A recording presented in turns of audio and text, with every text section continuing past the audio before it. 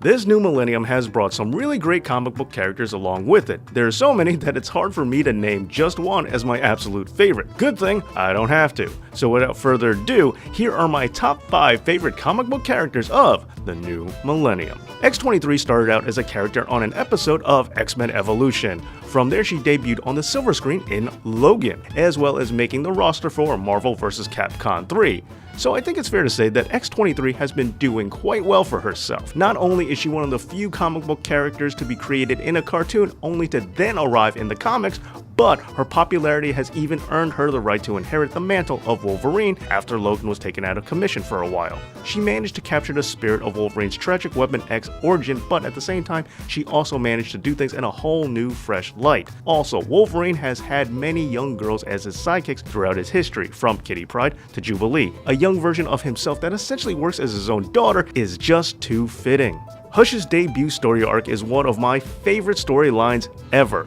Jeff Loeb and Jim Lee working together to tell a great anthology story that summed up so much of the Dark Knight's past arcs was truly brilliant. From there, it turned into the ultimate whodunit story, which would forever endear the main villain as one of the best characters created in the new millennium for me. Tommy Elliot works not only as another doppelganger to Bruce, but also succeeds in doing what I think every key Batman villain should successfully do. Hush takes an element of the Dark Knight and then twists it into a villainous pattern, thus proving that though he may be dark in nature, Batman is definitely the hero because he doesn't do these things, and this only strengthens his resolve. Thomas Elliot was a rich kid like Bruce Wayne, and the two were even friends growing up. However, where Elliot differs is because unlike Bruce, Tommy actually wanted his wealthy parents out of the picture. A young Hush tampered with his parents' breaks in order to achieve their demise, but Bruce's own father, Dr. Thomas Wayne, managed to save Tommy's mother. Then after Bruce's parents were killed, Tommy resented Bruce for being able to inherit his family's wealth, which is exactly what he wanted for himself all along.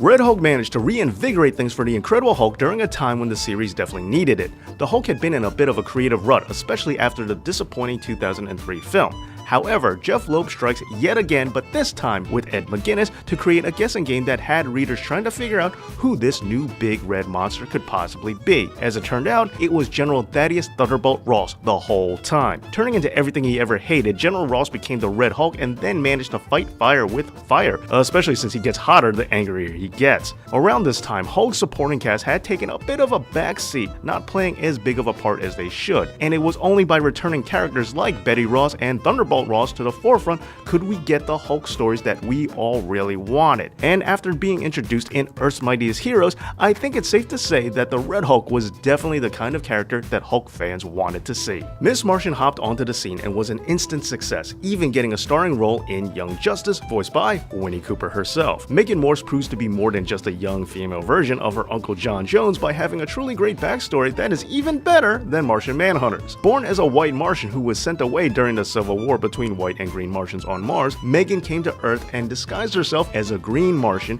in order to be accepted. Her insecurity of her heritage caused by a lifetime of bigotry made her hide who she was, and this made her a very sympathetic hero, and also one of my favorite newcomers. Quinton Quire is the perfect culmination of X-Men character tropes. Xavier's house has always had a defiant young rebel within its walls, from Iceman to Rogue to Gambit. The X-Men are a unique team in the fact that what unites them is a common cause, even if they disagree on how to approach it. Now, this lays the groundwork to influence the minds of the many young students who enter Xavier's school. And with all the mutants who haven't yet made up their minds on where they stand on certain mutant world issues, Quinton Quire might just be the best ever. Torn between liking his school and wanting to burn it down, Kid Omega makes the struggle feel very real. He also makes a lot of mistakes, which makes him a more realistic character who we want to see live up to his true potential. Quire seemingly rebels against everything, even when it comes to the expense of the greater good. When Cyclops and Wolverine were campaigning to the UN for mutants to be given their own sovereign nation, Quinton was there to ruin the party, causing the world leaders to blurt out all of their deepest, darkest secrets. Quire set the mutant cause back decades in this one move alone. However, he did it with the belief that mutant kind need not be governed by normal humans. Now, regardless of which mentality is actually right, this action resulted in a global Sentinel army attacking the X-Men's island home. And keep in mind, this is just one Quinton story. Quinton Quire is a rebel, both with and even without a cause sometimes. He's an anti-hero and a lost student looking for his place in the world. Now, to me,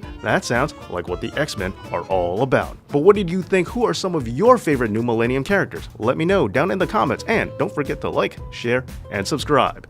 And as always, thank you for watching. Dave Knows.